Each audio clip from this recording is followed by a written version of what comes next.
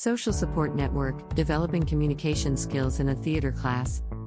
The skill of communication is really important, because that's the way of expressing yourself. If we don't communicate clearly with each other, there's no point in communicating at all. To be a good communicator partner and to successfully communicate with people with disabilities, you need to be prepared to use all your communication tools. You need to follow the lead of the person you are communicating with, and you need to go at their pace. People with a learning disability can achieve anything if they have the correct support to learn. Communication skills are an important part of social inclusion and being a member of a theater group.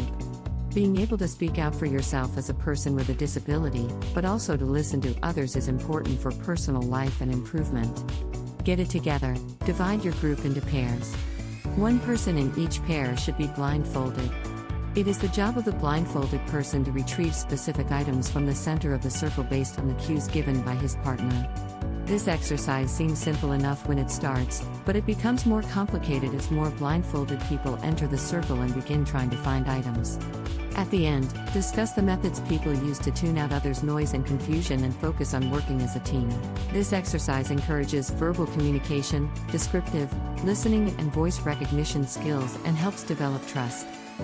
People with disability are often face difficulties in nonverbal communication skills in a theater performance, such as facial expressions, the tone and pitch of the voice, gestures displayed through body language, kinesics, and the physical distance between the communicators, which tells the other person whether you care, if you're being truthful, and how well you're listening. Pillow. This exercise is a simple game that requires at least 2 to 3 people. 2 partners share one pillow. Experiment with different ways of giving and taking the pillow, without using words. Make it something very valuable and precious. Make it something vile and distasteful. Make it very heavy. Make it light. Make it prickly. Pretend that it's a ticking bomb, an injured cat, a hot plate, a newborn baby. This exercise encourages nonverbal communication/body language and enhances physical presentation skills. Another challenging scenario is the ability to listen to each other and play together. One word at a time. This improvisation exercise requires at least 2 to 3 people, but the more the better. The only rule of this exercise is that you must tell a story with each person only contributing 1 word at a time. For example, one day, our cat ran away and got stuck up a tree. This improvisation exercise encourages creative thinking, group work, and verbal dexterity. The great thing about this improvisation exercise is that each individual has to play a small role in the creative process, but no one can hog the entire story. Here there are some recommendations when you are in an inclusive theater class with people with disability. Respect others' abilities and the way of their communication.